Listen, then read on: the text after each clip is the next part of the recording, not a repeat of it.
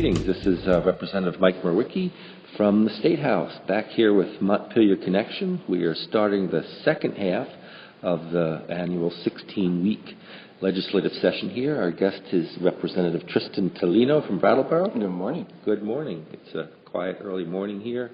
Just had another big snowstorm, one of those March snowstorms that we usually call a sugar snow, but since we haven't had much of a sugar season yet. Well, and it's 5 degrees this morning here in Montpelier, so we had snow and then cold, which makes it feel a lot more like January than it does like March. But now, you are on the Ag Committee. I am. Any concerns about the lack of a sugaring season this year? A lot of concern. I mean, I think that the fear is that when spring hits, if it hits too fast, we're not going to have that nice extended window of those cold nights and the warm days. And the erraticness of the last month certainly, I think, has a lot of sugar makers very concerned. Yeah. Now we are in what's known as crossover week. It's a busy time in the beehive. I like silly to say. Season. Yep. That's another way to describe it. We're usually knee deep in the nitty gritty, and I think in crossover week it's kind of like the end of the session where we're kind of up to our eyes in it and trying to keep our noses above it. But there's actually a lot of good work getting done, and the reality of crossover week is we have to get bills crossed over out of committee so they can go to the other body, the Senate, for full consideration, and then hopefully on to the governor. What's happening in Ag Committee right now? Well, we did some work yesterday on completing, I think we'll pass it today, but a bill on firewood that allows the Commissioner of Forests, Parks, and Recreation, I think is his official title, some flexibility to protect against invasive species. Vermont does not currently have a ban on out-of-state firewood, so we do know, and so on the one hand, this isn't a terribly sexy idea, but we do know that some of the really bad tree parasites, not parasites, invasive species are really close to our borders. In Canada, they're just 30 miles from the Vermont border. In New York State, they're a little further than that, but they're getting closer. And in New Hampshire, I think there are pockets, and in Massachusetts there are pockets. So we're really surrounded, by the gradual movement of these invasives, and so we want to do everything we can to wait as long as possible, and also to manage that crisis when it hits in the best way possible. So would this bill provide for inspections? Well, what it really does is it expands the ability of the commissioner to act quickly if he needs to, but also sort of just as a general rule, if you can't bring firewood in from out of state unless it's treated by heat, which means it's been treated to remove any invasives that are in the wood. That is the single most important pre-infestation control. Once they're here, we have to behave very differently. We have to find them, we have to quarantine them, we have a lot of other things that have to happen once they arrive. But the most common way that they are spread is through the transportation of wood products. And firewood is the most likely culprit, because for a lot of the commercial wood activities, it's debarked and it's treated in a way that removes a lot of the invasives before it's processed into lumber or to furniture or something, or to pulp. So, yeah. What should people look out for, though? In terms of signs of I don't know myself off the top of my head what those signs are, but I think that if you're interested, I think if you go to the Department of Forestry site, there's likely to be some good information. Emerald ash borer is one of the ones that we're obviously very worried about, and I forgot the name of the other one because I haven't had my full cup of coffee this morning yet, but it'll come. Now, the emerald ash borer is the one people were seeing these purple containers hanging from trees over the last year or so, where we were trying to measure whether they were here or not. We are looking. Yeah. We have people. We have actually, I think, 40 trained volunteers, or maybe more trained volunteers throughout the state who assist the state effort in trying to monitor. And it's not a question of if; it's a question of when. And so we want to do everything we can to slow that timetable down, and then to be as organized and ready, and certainly as quick as possible to find them when they're here and isolated. So. Last time we talked, we were still waiting for action on the GMO labeling bill from the Senate. Any word from them? So the Senate Agriculture Committee passed it out, and it is in the Senate Judiciary Committee now. Okay. And the Senate Judiciary Committee has taken testimony on it, and they started a couple of days ago, and they've scheduled some more for this week. Again, we're not sure where they are going to land. I think on probably the most likely area of change is whether there's a trigger clause for the effective date or for how the law comes into effect that slows down the process. Our version said if other states pass it or by a date certain. And it's quite possible that there may be a move to change the date certain to just a conditional situation. Certainly the House would prefer that it not end up that way. But we don't know yet. Now, one of the concerns is lawsuits. Is that why it's in Judiciary in the Senate? Well, yes, and to be really, really clear, we did our best effort as a committee to write a bill that we thought met the reasonable legal standards that apply in this case. And that has to do with commercial speech, and so it's a First Amendment issue potentially. There are a couple other ways it could be challenged constitutionally, but the expectation is that the most likely way would be is a limitation of commercial speech, and there are clear legal standards for that. And so we did our best to address those legal standards and craft a bill that showed a state interest, but also was reasonable about sort of articulating the boundary lines, if you will, of what those limitations should be. But certainly the Senate Judiciary Committee will want to look at that and want to hear what those tests are and what the standards are, and evaluate our work on those merits. Yeah. Have you actually heard from any companies who are threatening lawsuit? When all this national movement started, Monsanto and others said, well, we'll sue. They don't actually have to wait for... So they haven't sued the states that have passed versions of the law so far. And those states passed the laws with triggers that said in a certain number of other states it doesn't come into effect until a bunch of other people have done it. And they don't actually have to wait legally. That law, even with the trigger in Connecticut, or I'm trying to remember where else it was passed, but those laws would, I guess my understanding from lawyers is that there's no reason why the companies couldn't sue even with those triggers. So the fact that they haven't suggests that either that was a little bit of bravado and they're not really ready to sue, or that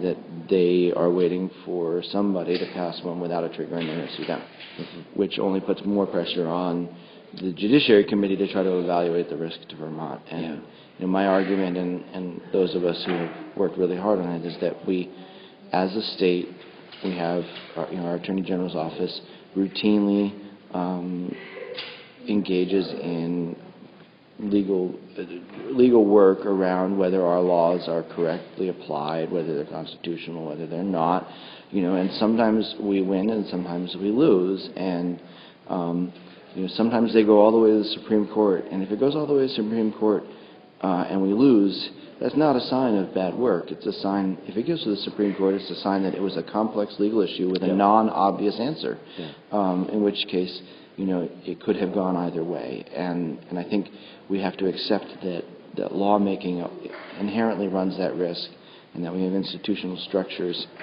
that are designed to think through that process all the way to completion.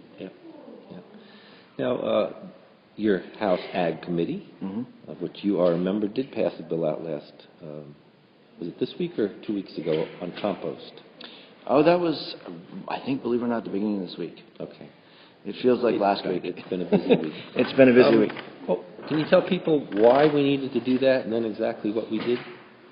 So what we discovered, last year we were taking testimony on some problems in the compost world with persistent herbicides that had ended up in compost streams and were causing at very low concentrations, causing problems for compost sellers. And in the process, we discovered that there was a really unclear interpretation by the tax department on what was taxable and what wasn't taxable in the compost arena. And in fact, they were taxing most compost sales, and it had to do with the statutory interpretation. And so chemical fertilizer inputs were non-taxable in farming, but compost was. And so we knew we wanted to do something about that. And what we did is we worked with the Ways and Means Committee, which is our tax committee, to try to understand what would be a reasonable path that would be clear for the Department of Taxes to interpret correctly and to administer correctly, that would also sort of not put the state in the situation of taxing something that we desperately need to grow. We made a commitment as a state a few years ago to get 100% of the organic material out of our waste stream by 2020. Is that right, 2020? I think it was Act 148, but I might be wrong. And in order to do that, we need a viable compost market in Vermont. We need the strongest possible compost market, because otherwise, pulling all that organic waste out, we're going to end up paying people to produce compost with it and then not have a market for it, and it's going to be very expensive. And so we thought it was not really sensible to have a tax regime that was not only inconsistently applied, but also taxing sort of volume use of it in agriculture and also in the retail sphere. We want consumers to buy Vermont compost whenever possible. We didn't entirely win the argument. Ways and Means pointed out that there were some challenges around it all being exempt. So what the bill has done is it's all bulk compost sales are exempt from taxation. So if you buy it by the truckload or the big bucket load or whatever, it will be exempt from taxation, whether you're a farmer or not. And if you buy more than a cubic yard at one time in any other form, bags or whatever, it will be exempt. If you buy less than a cubic yard, it will be taxed. Mm-hmm. And so that regular sales tax. Regular sales tax. Yeah. And it has been taxed right. currently in that form. So that is nothing new, and we've broadened and clarified, the uses and the volume where it will not be taxed. Yeah. So. While we are all assigned to one committee, we all have to keep our eyes on mm-hmm. the 13 committees in the House and the 12 committees in the Senate, and mm-hmm. have a sense of what's going on. We depend on each other to help get informed on those other issues. There's a lot of talk right now about in education circles yep. around looking at the current governance mm-hmm. of our school system here. There's been some ideas that have been floated out from the House Ed Committee, and I think there's some very interesting ideas alongside that you and several other House members have been trying to pull together. Can you share a little bit about that? Sure.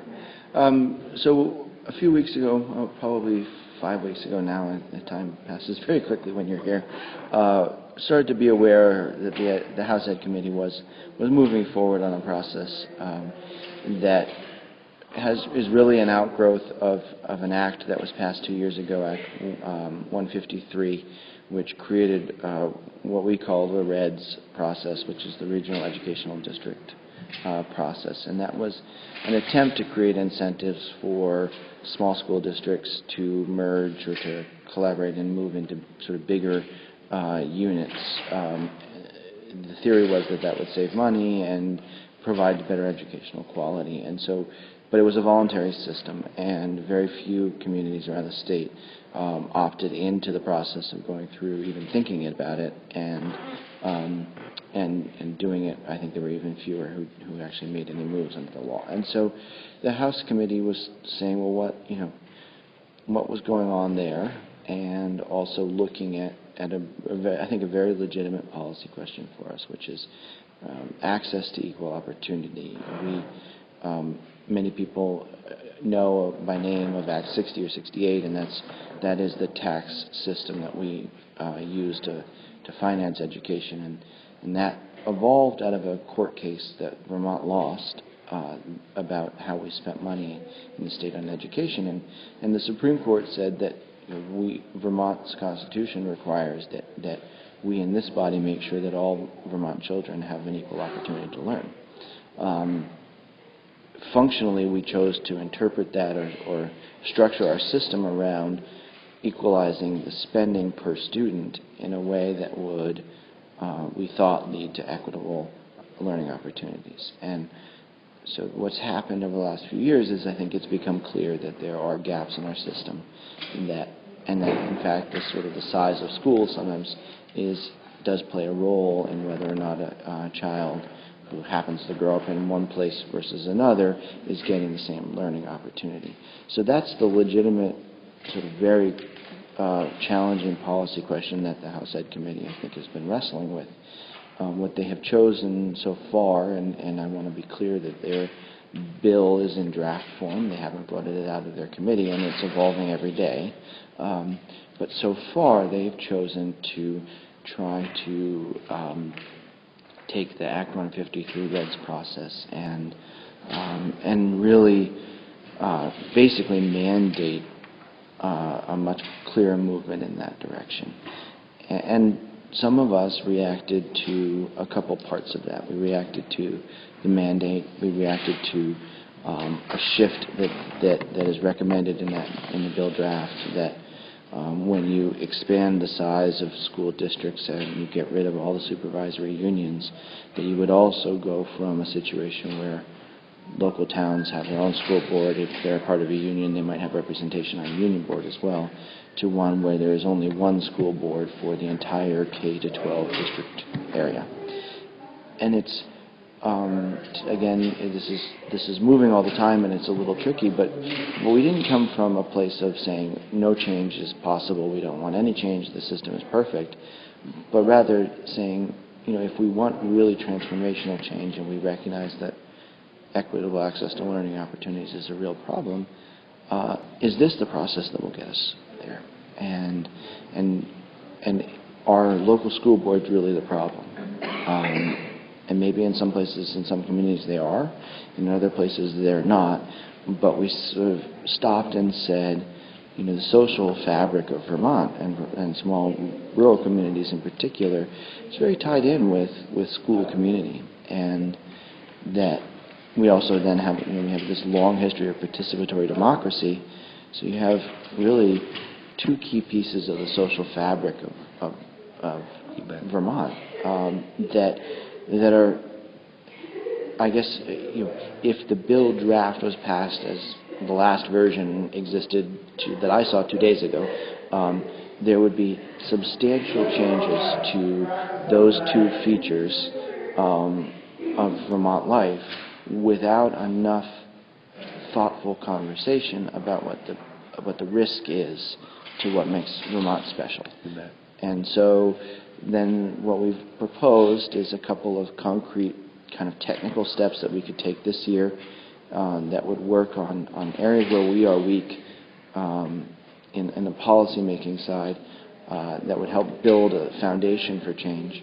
And then we have proposed a really deep statewide conversation basically over the next 6 to 9 months, facilitated, structured conversation about the future of education in the state, and that all legislation would wait and would evolve out of what came out of that conversation, and a legislative study committee that would look at specific policy questions, and then we would restart that process a year from now with the goal of creating landmark legislation, once-in-a-generation legislation in 2015. But that when we looked at the Council for the Future of Vermont, which was a process about 5 years ago, and that was facilitated. There were meetings in every county. Almost 4,000 Vermonters participated in that conversation, and we think that some version of that structure is a viable model for going out to communities and asking them, how do we make these changes? How do we bring equitable access to children across all of Vermont, and what are the steps that we can take to do that? Well, I know, I appreciate that you're trying to work a process that feels inclusive. A lot, myself included, a lot of us felt that what we were hearing didn't sound inclusive. It sounded like a top-down mandate that was going to be pushed on us. And again, as you pointed out, would really tear at the fabric of our communities. I can't imagine being without our school boards, the integral part they are in our town meetings, the way our schools are community centers in Vermont. And I heard very loud and clear from all 3 towns that I represent at town meeting that they did not like what they were hearing at all. Local control is very important. It's a way to keep people connected to communities. Certainly we want to look at how things are going, but there's a lot that we have to be proud of our schools, and let's start from that place. Yeah, I think that's where I guess it's funny because if you were to characterize, I think, our alternative approach in traditional political philosophy terms, and that's where I'm going to go and geek out a little bit here, but this is the old Yankee republicanism approach that I'm trying to represent, which is this, slow, thoughtful. You don't change social institutions and social structures without really being sure that you're on the right path. Yeah, and it starts from the grassroots up. And it starts with the grassroots up, and it's about sort of local autonomy and communities, and making sure that they have meaningful input into the system, and as a system, so it's interesting. The dynamics for us are challenging because of wanting to respect the good, thoughtful work that the committee is doing, while also being very concerned that perhaps they've chosen a path that will put us on a collision course to have to have to decide. Yeah. And I think our hope is that we can avoid the collision, and that we can move towards some of their thoughtful goals in a process that is more grassroots and engaged with Vermonters. Appreciate that. We will stay tuned to see how it all evolves, and hopefully you'll stay tuned as well. We're about out of time for now. Time to get to work here. That's right. Time to go back and find out who's on board. time to storm the castle, as they say. And thanks again to you for watching. Thanks to all the people back at BCTV for helping bring our work in Montpelier closer back to you in Brattleboro. So until next time, this is Mike Mwrowicki. And Tristan Toleno. Thanks a lot. Bye-bye now.